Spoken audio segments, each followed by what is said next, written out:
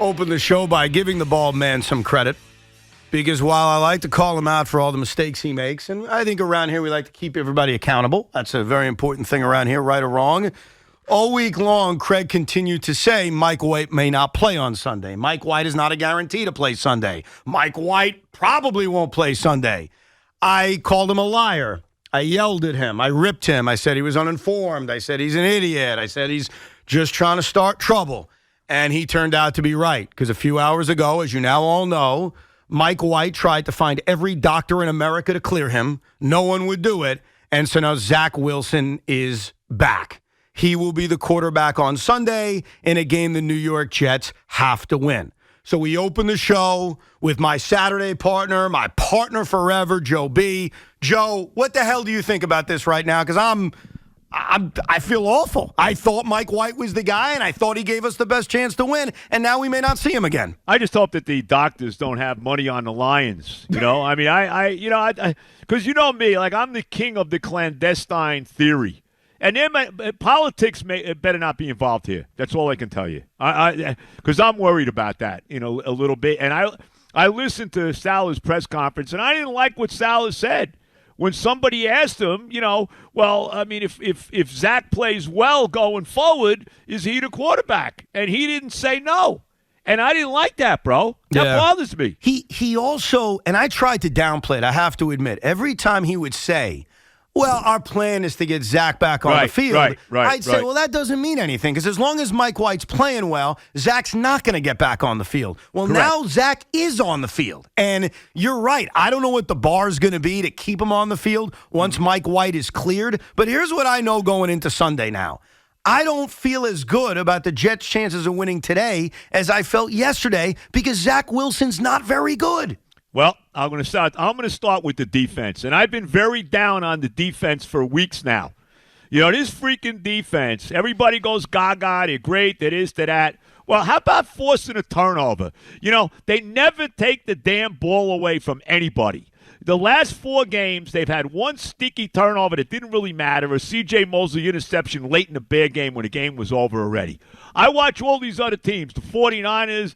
You know, I hate to say it, the Patriots, they're getting defensive touchdowns against the crummy Cardinals. You watch the Niners. I didn't see much of the game last night, but the game they got at least one big turnover, I know, last night. They're picking off Tom Brady last week. Can I see that from our team? Can I see a defensive touchdown? Can I see the pressure on Jared Goff? I know they got a good offensive line. Can I see this even if Quinn Williams doesn't play? And can I not see my 35-year veteran leader on defense not jump offside when everybody in the world knows they're trying to draw him offside? Can I see that? Yeah. All right? Can I not see, after we go down the field and score a touchdown to tie the game, the opposition, like Buffalo last week, walk right back down the field? You know, don't go to the bathroom because you're going to miss the touchdown Buffalo just scored. Can I see the defense that has got all this hoopla and has been so damn good this year, supposedly get it done like that and shut down the Lions? When the Lions played I hate to keep going back to New England. I want to vomit. But when the Lions played the Patriots in Foxborough, the Patriots won the game 29-0. Shut them out. Yep. All right? Can I see that from our defense tomorrow? Please. Well, you hit on something, man. Since the bye, this defense has forced one turnover, and I think it was at the end of the Chicago game. It was. I just said C.J. Mosley. It didn't even matter. He got actually held on to the ball for a change, too. How about that? Yeah. No, you're right. I mean, look, the defense is still the strength of the team. That is still kind of the bread and butter of this football team. But for the last 4 weeks, they haven't forced any turnovers. And earlier this season, that's what they did every single week. Right. They would force a turnover every single week. The Pittsburgh game, they forced 4 of them. Like, that was one of the strengths, and they haven't done it in the last month. You're right. At all. And I got to see that. I got to see that tomorrow. I mean, Sunday. And can the brilliant mind, the brilliant offensive coordinator who had just one of the best decisions I've ever seen. Mike goes out of the game last week. Here comes the rusty, I really don't want to play in this game. You can see the look in his eyes. Joe Flacco comes into the game. First play, First play, the guy's rustier than hell. He's like a statue. But let me call a pass play. Yeah. He goes back to pass. Of course he gets sacked. Of course he fumbles. And, of course, they're lucky they only got a field goal out of that. How do you not on the first play? I don't care what they think it was 2nd and 10. It was 2nd and 10 because it was Hand the ball off. It was right after Milano just hit the crap out of Mike By the way, White. no roughing the passer there. Not okay? one. The Jets never get a call. I don't think, and I don't know for sure, I can't remember, I don't think we got a roughing the passer call all year. Doesn't feel like it. And then we sit there watching Chargers-Dolphins a few hours later. Oh, my God, and the we're worst. watching, Oh, right? could you believe that call? Yes. Hold on. So if that's roughing the passer, how is what Milano did to Mike White not roughing the passer? Of course. And What? you're right. Right out of the gate, Joe Flacco comes in. We're never going to see him again. I mean, Joe Flacco's gone. God. He's not even going to dress this week. Well, he actually is going to dress this week, Well, unfortunately. let me say this. Strevler should be the backup. Right. I got to tell you. I mean, I understand. At least his and I look. I don't know if Chris Strevler is any good. I know he played in preseason. You can't put any stock in that. But at least the guy wants to play. Well, Chris, at least he's a live body out there. He's also athletic enough to That's where right. if there's a pass rush, he can maybe escape and make a play. But look, that's not even the point because hopefully none of these guys have to get on the field. I mean, hopefully Zach Wilson gets through the entire game and plays well. But you're right. Some of the play calling's been awful, including last week. Ty Johnson was active. Where was he? Was not. I looked this up before the show because I wanted to confirm this in my head. Touch the ball, bro. Touch the ball. He was never on the field for a snap on offense. How's that possible? Not one time. And Michael Carter's not the same guy anymore. I mean, obviously, he had the big fumble last week at the end of the game. That was a killer. Ty Johnson right now is a better player than Michael Carter. Can I see him on the field? Yeah, give me James Robinson. He didn't even suit up. I mean, give me a break. And think about it. Even after Michael Carter, one of the plays of the game, because I think the C.J. Mosley, like you mentioned earlier, turn was the whole that game around. Play of the game. But Michael Carter putting the ball on the ground with the Jets having all the momentum, 20-9. They're marching down the field. That was a killer. And even after that, the ball's in the hands of Michael Carter, and we still never see Ty Johnson. So that didn't even change. But what the hell can we expect from Zach Wilson? The last we saw of him, Joe, he looked like he didn't belong in the NFL. And now he's at home at MetLife Stadium where we know how the crowd's going to react. Oh, my God. Oh, I listened to that's a great point. I listened to the Salad press conference. Nobody brought this up. Let me tell you, this game, there's no Lion fans in New York, okay? Now, maybe there'll be a couple stray Barry Sanders jerseys out there. But this is, they're not playing a team that has all these fans all over the country. They're not playing the Patriots. They're not playing Buffalo. So there's not going to be 25,000 of the other team's fans in the building. This place is going to be 90%, 95% Jet fans, and they are going to be on this guy. The first time he turns the ball over or throws a bad pass, I don't know what they'd be chanting for Strevler. They may be chanting for Braxton Berrios to play quarterback. It's going to be bad. So the pressure is unbelievable on Wilson in this game. He better play well, bro. And I'll tell you right now, I want to see them run the football. I want to see them pare down the offense and run the damn ball down the Lions' throat in this game. Well, they have to because I can't trust Zach Wilson to throw the ball 35 or 40 times. Oh, my God, no. What sucks about this whole thing, first of all, personally, you feel bad for Mike White because this was his moment. This was his opportunity, and there's no guarantee he's going to get it again. There really isn't. I know. Because we also don't know when these doctors are ever going to clear him. Apparently, Mike White, because I heard him, he just spoke to the media not too long ago, went to 10 different doctors to try to get cleared. Well, what's the injury? Is there an internal injury? It's a fractured rib. Okay, so you put the flak jacket on, like I've seen a million quarterbacks do over the years, okay, and go play. Yeah. It's not affected in throwing the ball. I don't get this, but I'm telling you, man. So you think the Jet doctors are saying no because they want Zach on the field? I don't trust the Jets at all.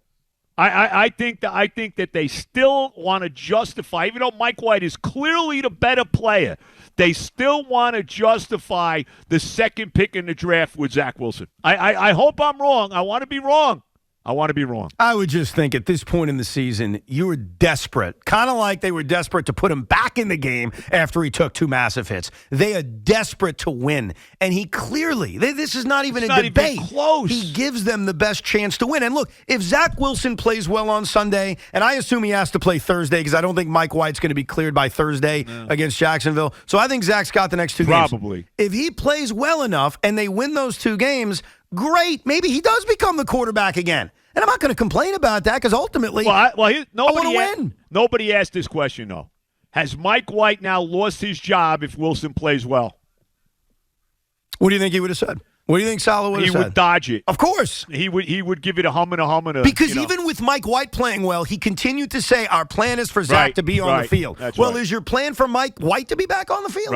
Right. And by the way, when does he get cleared? Like, if he hasn't been cleared yet, is that something that could change in 5 days? I don't know. Look, I can't imagine the team's very happy about it. I'm sure the fan base is not very happy about it. I'm sorry, bro. I just don't trust this. I don't trust him. Now, if he stinks it up, let's say Wilson goes out there and stinks. Right. They lose the game. Even they win the game and he stinks. Right. Okay? Somehow they win the game and he's terrible. What happens? If White can play, is he playing? He's got to. He's got to. Look, I hope so. This whole thing has become complicated because we got to see what happens. We have to see, A, do they win? B, how does Zach play? And then the ultimate is Mike White cleared? I mean, if 10 doctors, and I don't think there's a conspiracy. I just think this situation sucks, and I think he got hurt. And the Jets were in a rush to put him back in the game. The X-ray machines apparently in Buffalo don't work as well, or whatever the excuse is, so they couldn't wait to get him back in the game, rightfully so. All you needed to do is watch Joe Flacco drop back once, and you realized get an injured Mike White back on the field. But I think he's genuinely hurt. But now it creates a million new questions as this team is pursuing a playoff spot. No question. And I know you and I feel alike on this. If they miss the playoffs, it's a major, major disappointment. No doubt. Major disappointment. Couldn't agree with you more. Couldn't agree. And I'm telling you, I don't see how Flacco can be the backup, bro. How can he be? How can he be? If something happens to Wilson, forget it. This guy's forget it. What if forget about if something happens to Wilson? What if Zach Wilson gets off to a god-awful start and he's turning the ball over and it reminds you of the New England game minus the turnovers? Right. Would they dare and should they dare make a quarterback change and go to Joe Flacco, who looked uninterested in football a week ago? I don't. If Joe Flacco's the backup, they will, basically Wilson will have to be carted off the field. Yeah. Before Joe Flacco's going in the game.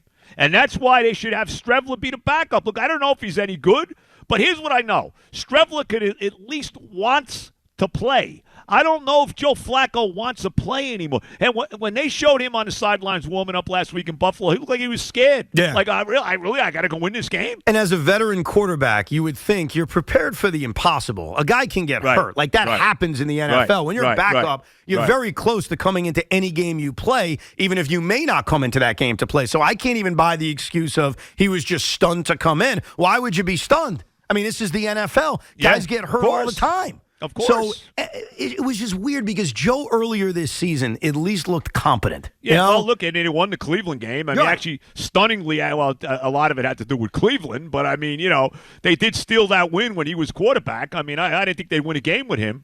But, look, I don't know what to tell you, bro. Let's pray Wilson play. Again, I really think this is all about the defense in this game. I got to see our defense go out there and play a big-time football game. Take the ball away, sack Jared Goff, go in there and play like a big-time elite defense. And look, to your point, you said it earlier, he hasn't been great on the road. I think he's thrown 4 interceptions. The team is 2-3. He's 2-3 when he starts, so he hasn't been the same guy outside of playing at home. And this is a big-time defense. Like, I get your criticisms of lack of turnovers and that drive in the midst of a game that you look at and say, it's like the old Rex Ryan defense. Right, exactly. Where'd that come from? But this is still the strength of the team. This is still. Oh, no, I'm not saying it's not. And that's what they need if they're going to make the postseason. They need this defense to play at an elite level. Now, are you confident they're going to win on Sunday? I still do. I still think they're going to play a big-time game. I mean, let's be honest. A couple things here. All of a sudden, the Lions have become the trendy team in the NFL. Yeah. I mean, all of a sudden, because they're hot. That's a part of it. The Lions are like the darling of the league. Now, look, they really should have a fight. They should have beat Buffalo on Thanksgiving. Yes. I mean, let's be honest about it. Yes. All right? It helped that Jim Nantz, of course, the guy never misses a field goal until Nantz opens his mouth. Whatever you want. I don't want to get crazy with that. But nevertheless. All right, but yeah, I do. I mean, they're home. Look, they lost 2 very tough games on the road. Let's be honest. They lost 2 games on the road to 2 10-win teams. Now, they should have won the Minnesota game. Berrios has got to catch that ball in the end zone. They should have won that game against Minnesota. And last week, I mean, They were right there with them the whole game. If they don't make the mistakes, if they don't have the 2 turnovers, if they don't have the dumb penalty by Mosley, maybe they win the game, Yes. No, this is a game you should win. Despite how well Detroit's played, this is a defense you can score on. This is a defense you can move the football against. This is a defense who's second to worst in the league at stopping you when you're in the red zone. So this is it for Zach Wilson. Now, we're past that. I don't care about Zach Wilson's future. I care about the right now. I just want to win. I just want to win. You just want to win. But for Zach Wilson, this is his last stand. Because if he's awful on Sunday, if he's awful on Thursday, he's done. Yeah. There's no coming back from it now. Well, that's true. That is a great point. If he stinks, then that pretty much solidifies the whole situation. There's no doubt about it. 100%. No, we'll see. Joe, I always appreciate it. By the way, now you're not with me. I'm alone tomorrow, right? You're alone tomorrow. I'm back with you on Saturdays after the first of the year. Yeah, after the first of the year. Yes. Okay. All right. Well, thank you, bro. Let's hope we will. Let's win this game on Sunday, bro. They better. All the love. All the love. See you. The great Joe Beningo, who had to re-record his Oh the Pain podcast because he recorded it prior to the quarterback news. So he had to go back, re-record it again, and he'll have a new podcast later in the day. And yes, he's on Saturdays. We do a lot of shows together. He'll be by himself tomorrow at 10 a.m. Dude, this was a kick in the balls this morning. I'm driving to work. I'm a little upset. No Craig, but it's a maintenance day. I understand. Love my teammate. I'm good. I'm happy for Big Mac. I know he's pumped up about Carlos Rodon. We'll get to that in a little bit. I'm excited about the Giant game, the Jet game. I'm feeling good. I'm excited the Nets play basketball tonight. Hey. It's been about 9 days since they've played a game. So I'm in a jovial mood. I had to take my wife to the city. She had something to do, so I had extra time with my wife. I'm happy. You were breaking down trades for James McCann because we signed another catcher. That's right. Yes, for the Rico Bronya podcast. You're damn right. Hopefully your superstar prospect actually plays. Well, we'll get to that later. All right, we'll get all that crap later. On the Rico, coming to you live tonight. So I'm in a good mood. I'm feeling good. And right as I'm about to drop my wife off, I have the fan on in the background, and I hear Robert Saleh. So I guess Tiki and Tierney played it. Great. Good radio. I hear it. I pop it up. Mike White's not playing. And I don't scream. I say a cuss word very loudly. And my wife, who's not paying attention to, what I'm listening to or any of this, is like, what? Is everything okay? Did you run over an animal? And I'm like, no. Mike bleeping White is not playing on Sunday. And she knows what that means to me. And she looks at my shirt. What shirt am I wearing today, Big Mac? You're wearing your Mike Efkin White. Careful. That's right. I'm wearing it because that's my Football Friday attire. That's what I brought to the studio today. I'm in a very jetty, Mike F. and Whitey kind of mood. All right? And then I hear this news. And no offense to Zach. I'm not rooting against Zach Wilson. I like Zach Wilson. I have no issues with Zach Wilson. I just want to see this team win.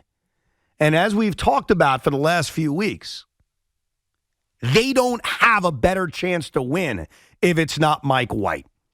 So, look, I don't agree with Joe necessarily that there's any grand conspiracy here, that the Jets are looking for an excuse to not start Mike White. I just think, and I've said this sometimes on the air over the years, sometimes things just suck. Sometimes things just happen, and there's no one really to yell at. It just sucks, right? I remember when Matt Harvey needed Tommy John surgery. I had a big rant on the air. Who was I angry at? I wasn't angry at anybody. The situation was just bad.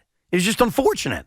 And so not only for the Jets, because, again, Mike White gives him the best chance to win, but also for him, the situation stinks. And that's where we are heading into a football Sunday. But that's not the only story going on in New York. We will get to the Carlos Rodon signing. The New York Yankees make a big move and a big addition. We'll discuss it. We'll get to the New York Giant game on Sunday. What we do know from last night, though, as we pointed out yesterday, is that no matter what happens on Sunday, win or lose or tie, the New York Giants will at least be in a playoff spot going into next week. We know that. And we'll go deep into this Giant game and what they need to do to win.